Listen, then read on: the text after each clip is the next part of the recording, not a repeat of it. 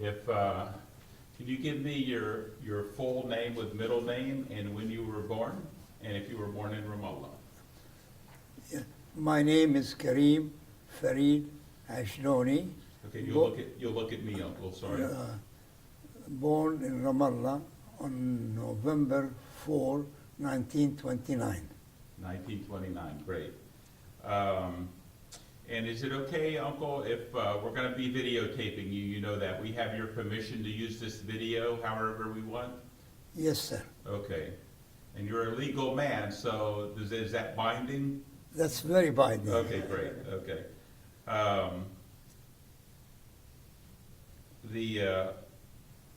In Ramallah, where did you live in Ramallah? I lived in Ramallah first in the...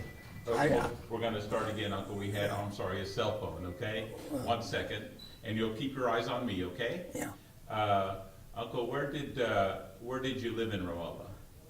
I was born and lived in Ramallah till age 7 in Ajluni Hosh.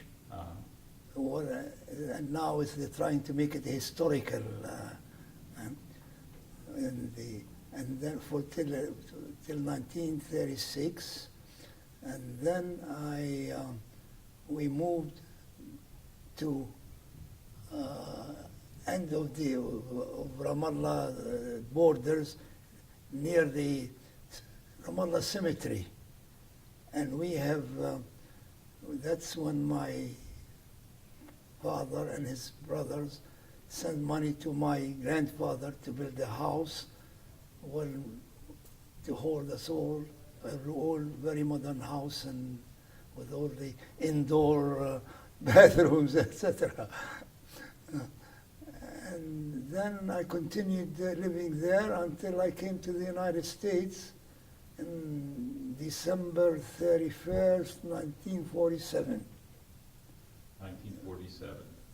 And when you arrived here, what did you do for a living? Did you go to school or did you start work first? No. I arrived in Detroit, Michigan on January 1st, 1948, and I immediately joined Wayne State University as a student in their February semester, and continued studying at Wayne. I had my Bachelor of Arts and then my Juris Doctor 3 years later. And since then, and upon graduation in 1955, I started working as a practicing attorney. And I have been employed, self-employed as an attorney from that time till the present time. In Ramallah, what memories do you have of your grandparents? What memories? Yes. Well, my grandfather was Mikhail Ajluni, and his wife Catherine. My memories is that first of my grandmother Catherine, who was born in Malta, and she was coming to become a nun in Jerusalem with the monastery, Catholic monastery. And my grandfather was working as a plasterer in the monastery. He saw the girl and he fell in love with her. And it was a strange thing for a Ramallah man in 1895 to think that way. So he came back to his home, and after a couple of years working there and seeing the lady, he told his parents that I got the girl I want and I want to marry her. Who is she? She was born in Malta. Her father is Italian. Her mother is of Arabic, you know. So they said if you want to, you can have her. That's all. They were pretty broad-minded about it, and so he married her, and I think in 1899 or so, and she produced four boys for him and one girl. And that's on your father's And side. that's what my father was the third child. And do you remember anything about your mother's grandparents? Yes, my mother was born in Rafidia near Nablus from a Christian family there called Rafidi because they came from Rafidia. And then they moved from Rafidia to Elbire, which is next to Ramallah. And so she was born there in Elbire. Her mother is of Ajluni, and her father is a Rafidi. So and then they got married. She married my father in 1923. And they produced 6 children, 3 boys and 3 girls. Yeah. Okay, great. And when you were growing up in Ramallah, your grandparents were around? Yes, we were living with us in the same house. What? Tell us a little about in Ramallah. Well, in Ramallah, generally it was a place where the people felt good about education. So they encouraged it, and they made sure that Ramallah will have a school. The school was actually started by money sent from Ramallah immigrants in about 1923 from the States. And then they had the governments, then the British government added to the funds that that came from America, and they founded the elementary school, and it became then a government school. That's where most of the Ramallah people at that time attended. However, the Friends boys' school was started in about well, I don't have the exact year, but I think in before World War I. And they were housed in our Ramallah Hosh Ajluni because it was the biggest houses next to each other. Room, 2 floors, 2 buildings with 2 floors. Each floor has 3 rooms in the first and 3 rooms. So we have about 6 rooms available for their. Then the Friends bought the property next to the Hosh, and they built the Friends school there, which is still existing there, and now housed the Friends Girls School. That's continued until, and when the girls went to school there, the boys' school were built in the border between Ramallah and Elbire, and that's where the boys' school there. I attended elementary school in the government school, and then after that I went to the French school for 2 years, in the secondary school, and then attended the Ahliya College in the where it is in the Latin quarters, church quarters. The story of how we left the French and the Ahliya College was founded is really a story that's intertwined with the Palestinian question, really. It was something about in 1945 or so. The French president, the principal of the French school that we were attending to in 44 and 45, we wanted to make a demonstration against the Balfour Declaration. Yeah. He objected. He said the school has no business to make the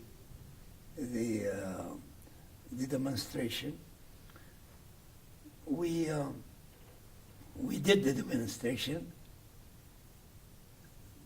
He was threatening to suspend us, all the students who were the rebellious ones. But then the French school teachers were divided into two halves. Were supporting the demonstrators and were supporting the principal and the other teachers. So those teachers, two of them was Wadia Dadis and Ibrahim Hananiya were our teachers. They went to the Ahliya College. It was not Ahliya at that time, it was the Catholic school, and talked to the Father Ayad, who was the priest there, and they said, we want to make a college, national college for Ramallah people, has nothing to do with the religion, so we want to call it Al-Ahliya. And are you willing to provide us with them? He said yes, because he was a very nationalist. As you know, his history, he was one member of the PLO and all the stuff later on, you know. And has been always pro-Palestinian and the liaison of the Catholics, of the Christians in Ramallah with the Pope. So that's why, and so they started this high school over there, 4-year college, and our class was the first class graduated in 1947. So the college was, in regards, it was basically the high school of that you attended there. Yes, and and it's still existing up till now. Still there. Yes. The houses you talked about that was next to the Friends School, your all's houses, are they still there in Ramallah? The French school are still there. The Friends schools, but the houses you said that they started. In Ramallah? Yes. The Ajluni Hosh is still existing. Still there. And some people living in there, and the school, the Baladi is trying to have us donated to as a historical place, and we were happy, but they have to deal with the people who are living there who have never paid rent or never, and some of them built front addition rooms to where they were living without our permission. So it's a whole story. So, but that's still existing there, and they put it in a postcard in Ramallah now as a historical Hosh al-Ajluni. What, you mentioned a little bit earlier, but in your young days, real young, as a child, the house you lived in, describe it for us. Well, luckily we were somewhat of our parents. My father was here, and with his two brothers, and the fourth one was still in Ramallah, and he was the municipal secretary of the Ramallah municipality, Hanna Ajluni. We were somewhat comfortably living, and so And so our life was leisurely in general, you know. And we always played together, the kids, and many, many things we did together. We had to smoke the cigarettes of the pine trees, but that's how it was. So we did that together. Now, I was active in the Boy Scouts movement. I was a cub, and the leader of our the Cubs, we call them Cubs, don't we, right? Yeah. Ashbal. Our leader was Jalil Harb. He became mayor of Ramallah and minister, you know, and died in Detroit eventually. So then and Ajluni was his assistant leader. And I continued there, and I was then the leader of the Cubs for about a year or so. Then I became a Boy Scouts, and was very active in the Boy Scouts movement, and became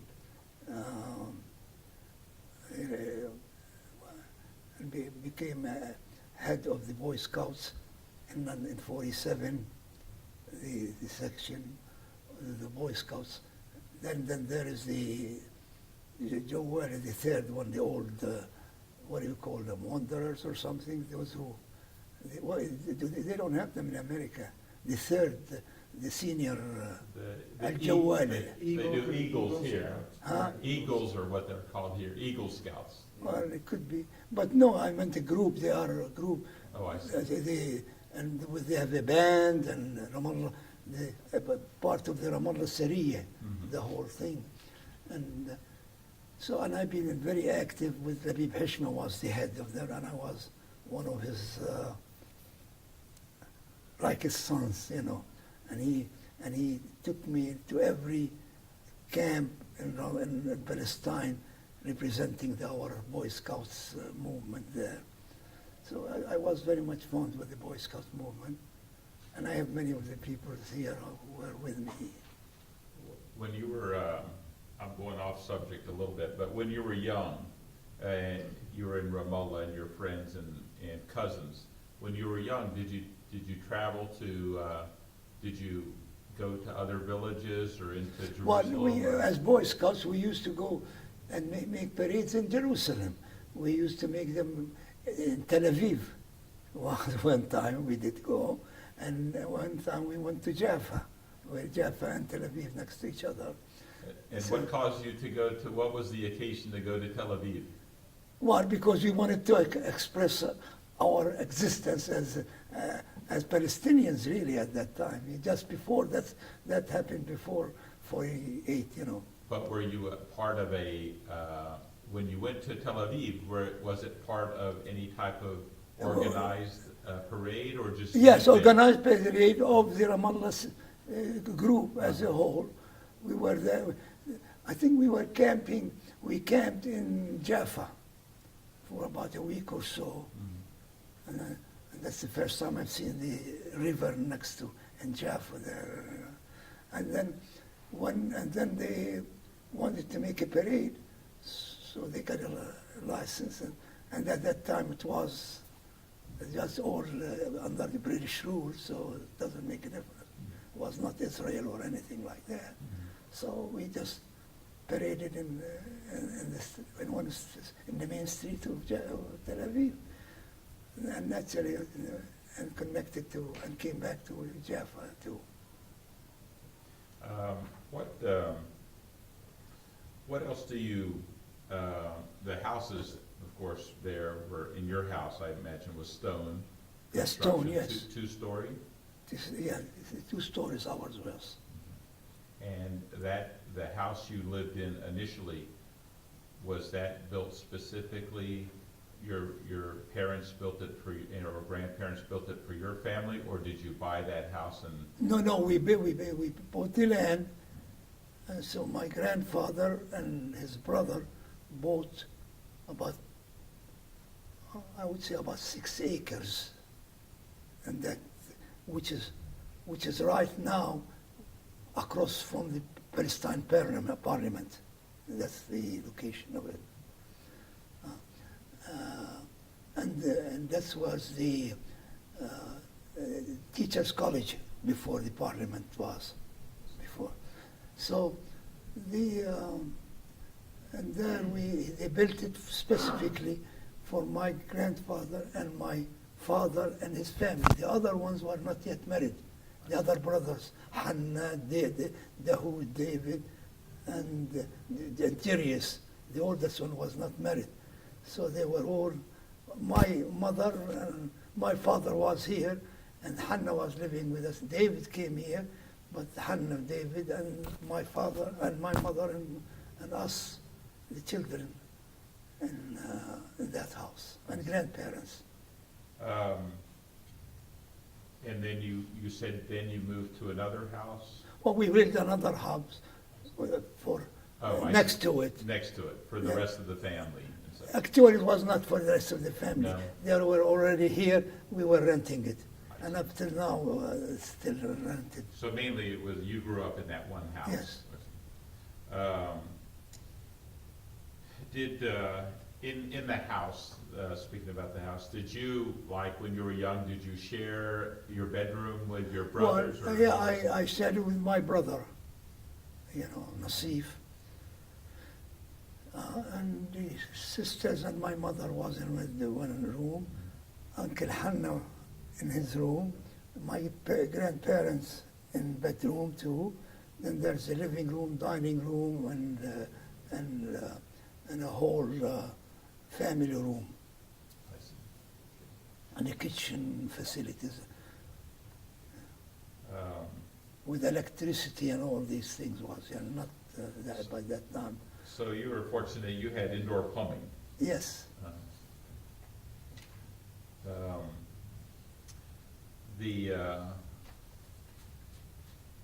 Let's see, you weren't there during the war, but you could tell us maybe you left in '47, right before the war. So Yeah, in the mid-'40s till the time you left, what was building up? What was going Well, on? what was going on is the partition of Palestine in November of 1947, and naturally the Palestinians were against it. There were demonstrations, and then there were some clashes between the Israelis and the Jews at that time, and the Haganah and the Stern, and I witnessed the formation of from the Boy Scouts, actually, Labib Hishme and all these, who volunteered to guard Ramallah. And since our house was at the end of the border, last one of them, they would come in and meet with us. So, as a matter of fact, they were playing with the guns, and my grandfather was sitting in the living room, and he just the bullet just missed him, luckily, and into the roof of the house, of the ceiling of the house. So anyway, that's where they were used to meet, and my mother has to cook for them and all that stuff, and also. I remember incidents that really our house overlooks Ramallah, which is where the Dar'aw's house, the Ramallah movie used to be. I don't know whether it's still there. I think they tore it down, I think. But so we are right in the top of the mountain. We are the highest part in Ramallah, overlooking the southern part of Ramallah, where the Friends church and all these things. Is that close to where the Grand was, the hotel? Grand Hotel. Yeah, Yes, okay, I all right. could have said it. Yes, Yes. it's the Grand, and where the British Army was headquartered. So they stopped in front of our house, and they're shooting at the British there.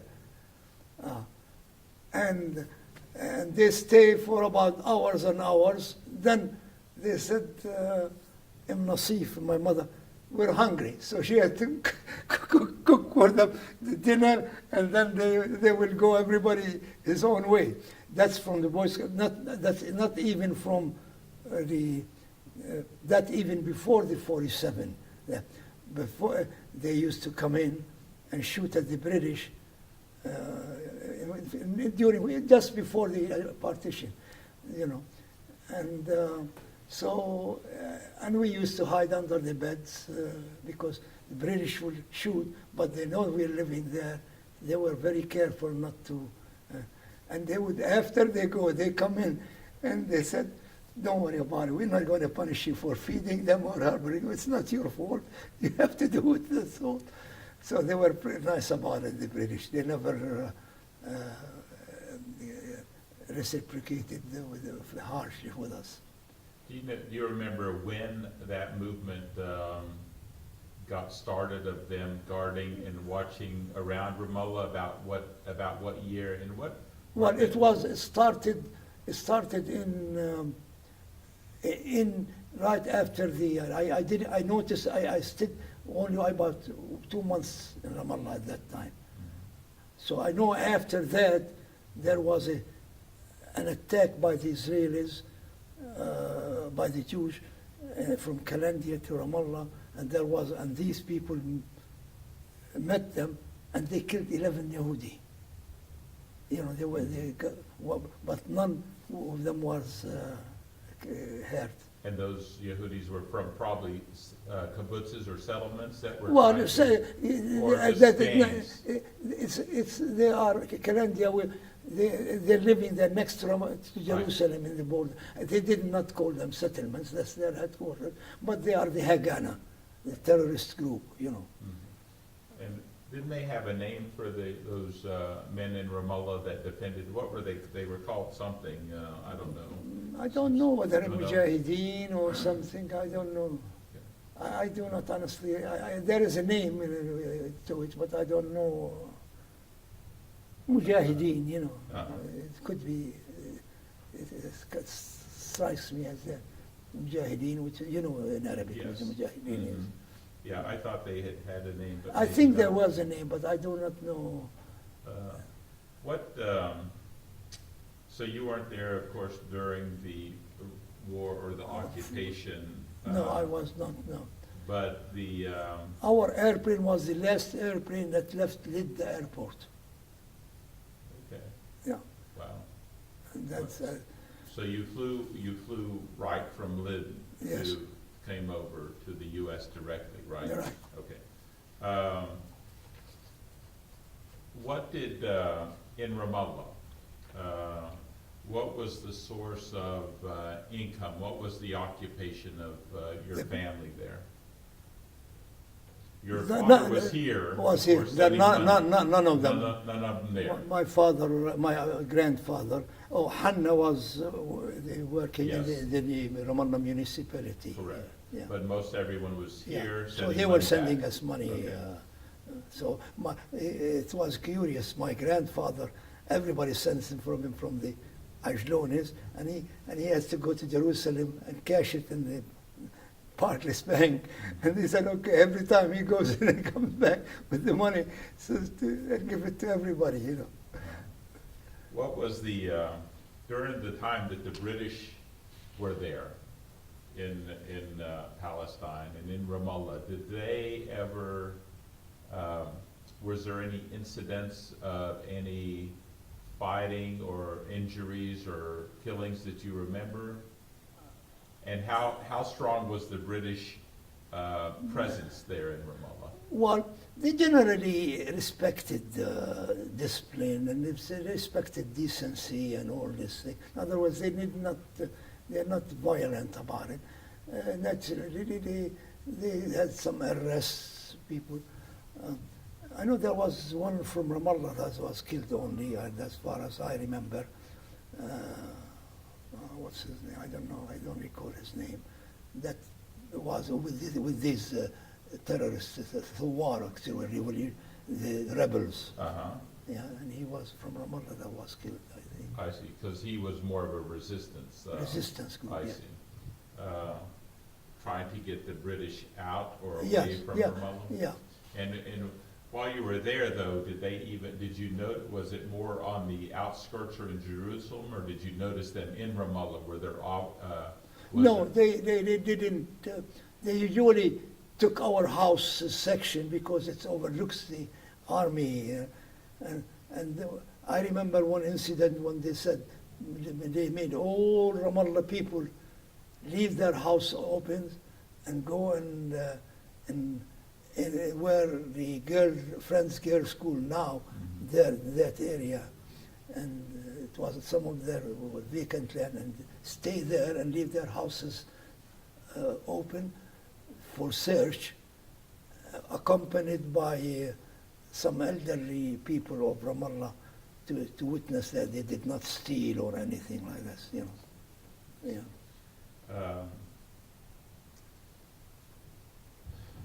When we talked a little bit about where you were educated there in Ramallah. Once you came to the U.S., you started your at Wayne State. Is Yes, that sir. correct? Tell us a little bit about that. You were here, fresh from Ramallah. Who did you see? Okay, Who went to school with you? How was Yes, school? all right. We had quite a group from Ramallah. When I started, and then I also started, Shawki Ghannam came with me. He just passed away, poor guy, last year. He was active in the Ramallah community here very much. But he graduated from the Friends School, but we came in the same airplane, he and I. Yeah, and he joined me in Wayne, at Wayne, and he then followed by Naim Kawas, and then Hanna, not Hanna, Ibn Hanna Khalaf, Shawki Khalaf in Wayne. Then we had Salah, who is now the editor and manager of the Hadi Ramallah. Then quite a number of Ramallah, Raymond Ajluni, Suhail, and all the Khalil. My brother Nasif was before me.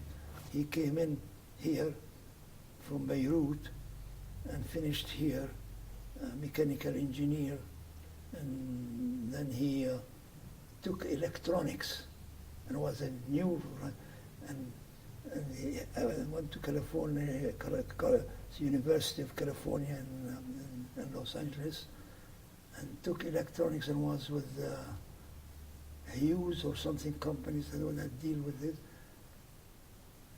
And so he came in about 2 years before me. Well, anyway, his history is that he became, he was active in the missile that the British, that the U.S. sent. Eisenhower was president, and it was sent. What was the name of the? He worked for NASA. NASA. Yeah, Okay. for NASA, but Chrysler Corporation here was handling it, so he had to. And when the Russian already had their Sputnik here, so the American Eisenhower, he said, we got to get it done in '59 here to show them that we have it. And so he was designing engineer for it. So in rocket development. The rocket development, and they put the rocket from Cape Kennedy, Cape Canaveral at that time. It didn't go with it. So they called him back. He said, what happened? How come it didn't go? So he flew from Detroit to Cape, corrected the thing, fixed it, and it won. And then he had the congratulation from President Eisenhower what was the name of the first? Was it Mercury. Gemini, or was it No, it no. was Mercury. Mercury? No, I no, think we not- started- The names were Mercury, I believe, before they went to Gemini and then Apollo. No, earlier. There's, Uh-huh. I don't know what it was. I have it at home. Okay. You know what, we should put that in maybe in the magazine one day if. Sure. Yeah, and then they had interviews for him, Voice of America in Ramallah. So the interviews, and they heard it in Voice of America in Arabic in Okay. Ramallah about Nice. him. So he was, and then he died in heart attack at the age of 58 when he was lecturing about he became vice president of Miami nuclear program تبعهم, you know, And this is your brother, my brother Nasif. Nasib? Yeah. And then he had that attack when at the age of 58 while he started in California. He was giving a lecture about the 3 Mile incident, you know. And when he was in the plane going back to California, he had heart, and so right away he went to the hospital. Then we went there. You went with us. No, you were with us when we, and he died while we were there visiting them. Anyway, that's how it works. So he had a pretty good history And when you were then going, Ramallah, the Wayne University had housed many Ramallah students after that, you know, and has been a very good university for us. One of the things that I did there, I was able to raise funds and contribute my own to have an Arabic cultural room at Wayne. And it is up till now, and it's being held as a study and seminar room and lecture rooms for in honor of Arabic cultural room. and once you were at Wayne State, then you got your, I think you said I had, you got your degree, law degree there too? yes, Also, and then from there you worked on your own, you were self-employed. self-employed. Yeah, I worked for 6 months for the lawyer. It was funny. He was good, but one time when I was there, he said, "What? Go and get me my package of cigarette." I said, "Listen, you're a very nice man, but you have no right to ask me, a lawyer, to go and get you your package of cigarette downstairs. You can get it yourself. And we are both lawyers." I think he said, "I'm sorry." I said, "Well, that's okay, but thank you. I will be leaving this office now." And I opened my own, renting from him, but not with him. You know, I have a sharing, and I stayed with him for about 5-6 years. But he was a good lawyer, and that's how it works. And that changed things. Yeah.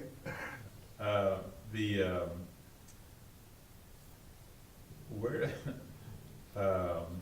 okay, once you were here, okay, let's talk about your wife and how Yeah. you met her and how Okay. you got married and, Sure.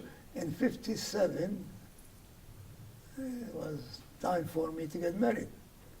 At about 28 years of age, something like that. So I and another 3 Ajlunis from Detroit, ready to go and look for wives. And we went there and to Ramallah. Well, I knew about she's my cousin. Her mother is my aunt, sister of my father. So, and I proposed. She said yes, and we got engaged. 2 weeks later, we got married. And we stayed there about 10 days, and I came in and then made papers for her. By Christmas, she was here. okay. And so your honeymoon was in Ramallah? No, we went to Syria, Syria and Lebanon. Actually, only in Lebanon. But we went in a taxi, took us all the way through up till there. Yeah, and we had a wonderful time. And we still remember it. And on your Well, After my you- wife was educated girl. She was a teacher, Suhaila, her name. She was a teacher at the Friends Girls School because she graduated from teacher college in Beirut, the British school, British Baptist school or something. And she then the Friends sent her a scholarship there, so she can go back and teach the kindergarten and all. So that's what she did So you brought her back to the States, and Yeah. you lived in Detroit? in Detroit, yes, and now in the suburbs. And she didn't work here because we had kids right away. Four kids in 4 years because we had twins. Maher was the oldest in 58. And then she was active in the schools, kids' schools and parents teacher associations because she was well educated, speaks English very well and all that stuff. We talked about you moving here in 47. You were 17 or 18 when you moved here, 19? 18, well, 18 yet, still 18 and entering into the 19. So you told us you flew in from Lid, came over. It became over. What were your first thoughts when you saw the United States? Well, it's strange, different. We lived in a good area. Not, Detroit was particularly white with little, but quite a number. But you flew into where? New York first? Or No, not New York, Or you really. flew right We did into Detroit? Newfoundland. Okay. From Newfoundland to Detroit. I see. We didn't stop in there. So we celebrated New Year's Eve in Newfoundland. But you came here because your family was My here fa- in my- Detroit? yes, we have been stationed in Detroit. My father, with his brothers, had a business, tapestry business. They call it Orient Tapestry Company, right downtown Detroit, and they used to sell these salesmen of Ramallah and the other villages, Beit Hanina, people who are in Ramallah, give them goods and they go on house to house.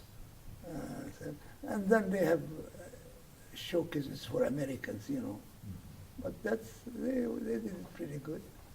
And when you first came here, They- this is the life you wanted to lead. You wanted to get an education. And That's what it is. Credit to the Ramallah people, the first generation who came in here, believed in education. And even though they didn't have it, they made sure that their children study. They didn't want them to work the same thing. Oh, I have a grocery store, take over. No, just I want you to go to college and study. And that's where Detroit was famous for its educated group in that era. And that's what our activities in the Ramallah community and our allegiance to it. I, with another 5 guys, they had the Ramallah magazine in 52 in order to link all the Ramallah communities together. And we had, and our friends in various cities, we had them to be correspondents. And that's how the magazine started and then up till now.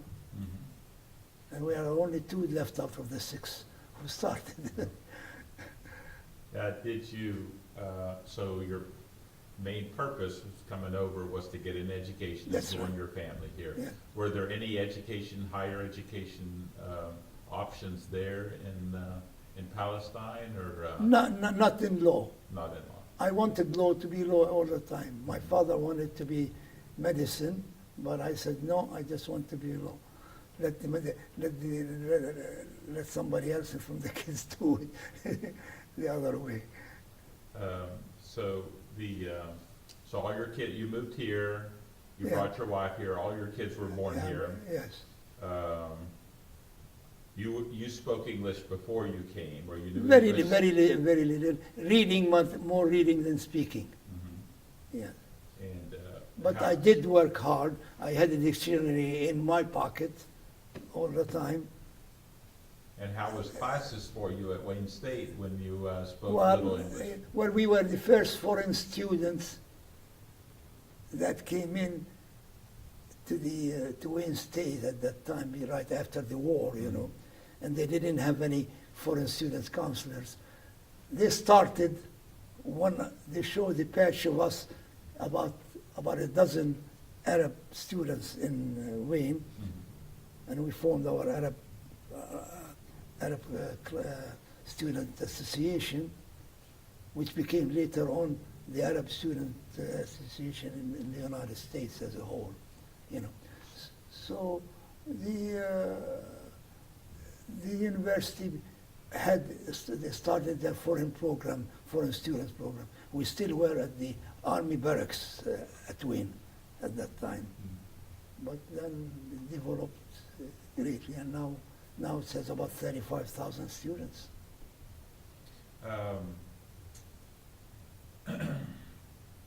And you still have some family back home in Ramallah?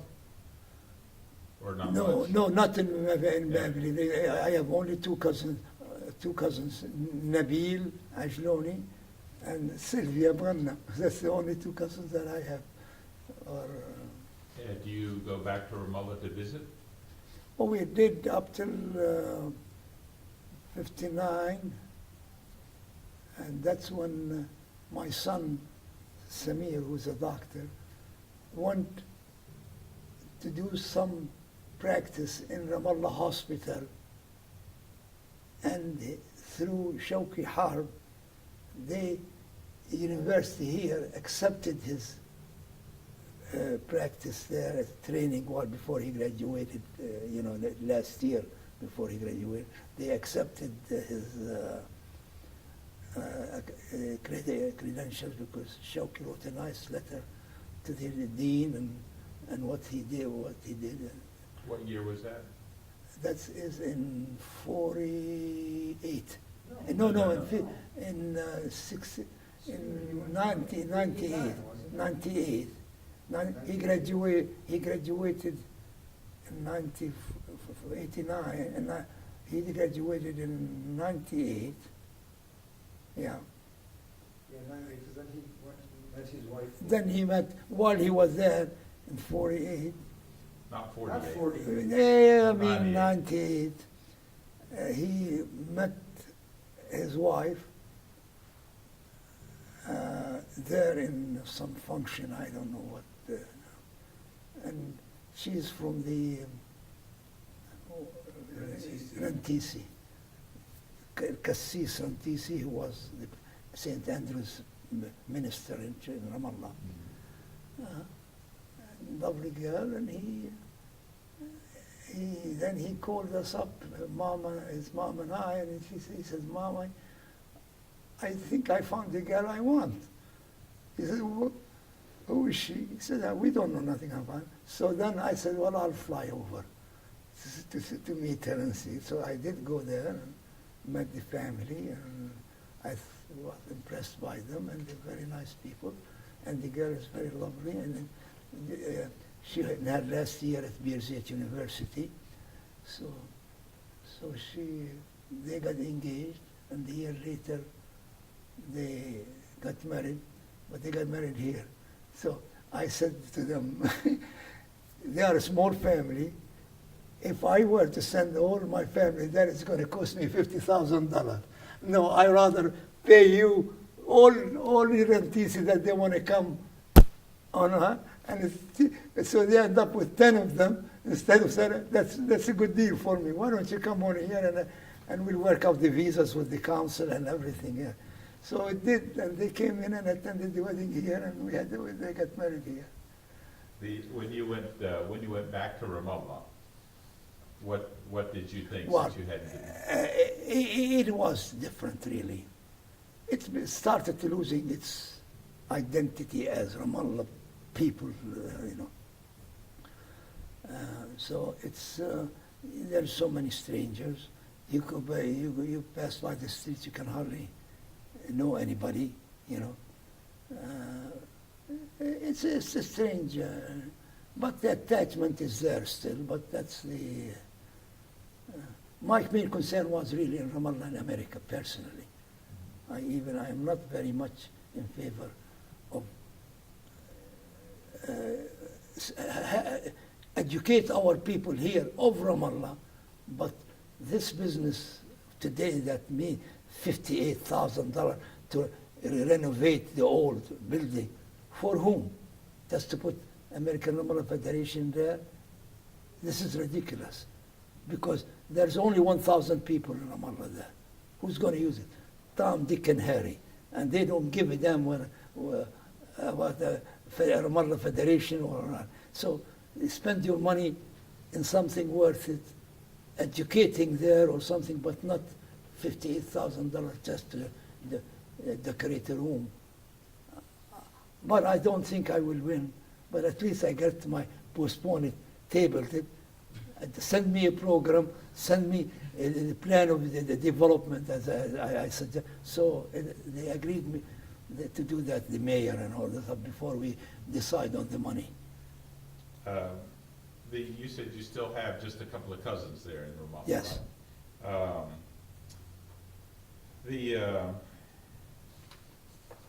Of course, you've been here since 47, 48. Do you think there'll be ever a solution soon, or what do you think that might happen in Ramallah in regard to Palestine and Israel? Is it going to be, what do you know? Many times I was hopeful. The more I was very hopeful in this.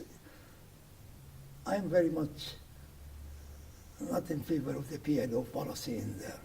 I mean, you know, because I think they missed lots of opportunities, and I did. Frankly, I did this, said the same thing to Arafat when I met him in 85. And then when you became a president of Ramallah, and we met him in Washington, they have missed many opportunities, and I feel I'm not hopeful right now, because the Israelis don't want peace, basically. They don't want peace. And we never outsmarted them like Sadat did. I mean, I'm sorry, I was in favor of Sadat's approach, because I know the Israelis' intention are very, always just to keep whatever they got and more, not to give up whatever they get.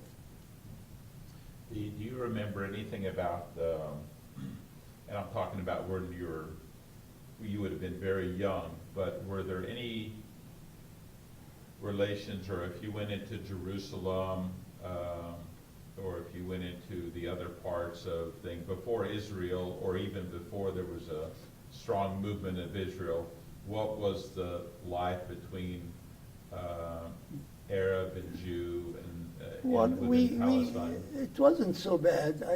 Many times before we had the movies in Ramallah, I used to go to the movies in Jerusalem in the Jewish theaters, you know, having Arabic movies, you know. With my brother Nasif, you know, he would always just take me to Jerusalem to watch some of the movies, you know. I mean, we would go to the Jewish quarters, we just walk and buy shoes, buy clothes.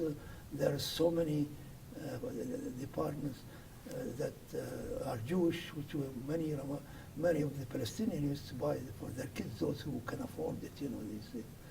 You know. So business as usual, life as usual. usual. It was life as no usual. No difference. No different. I went to Tel Aviv many times, and it wasn't. So it's Haifa. We used to camp. We went. The Boy Scouts of Ramallah, we had a camp in Tiberias, you know, in Galilee. It was very good. Uncle, anything, we're wrapping up now, anything you'd like to add or tell us, or maybe about something that maybe we haven't touched on that was maybe significant in your life in Ramallah or here? No, I think we just, I mean, I think I spoke too much, really. I'm sorry. But, no, but Ramallah is, to us, it's ingrown in our culture and our personalities. It's part of our development. And that's why I'm willing to devote, you know, I was, as the founder of the federation, technically, I was the first one who called for it in '59 and had the meeting of the first convention. And so your dad was present, I think, in that Sweden. Isa, who's your father? My father is Gideus Suelam. Jiri. Yeah, and Isa was his brother. Jiri is the oldest. Gideus is the oldest. Yes, and that's the one I and had he- always contact with him. I used to Yeah, have he lived in Detroit, I think after he graduated the University of Tennessee. I think he came to Detroit in '52 for 2 years. Yes, I remember, because I think he was our correspondent of Hadi Ramallah. I asked him to be, Uh-huh.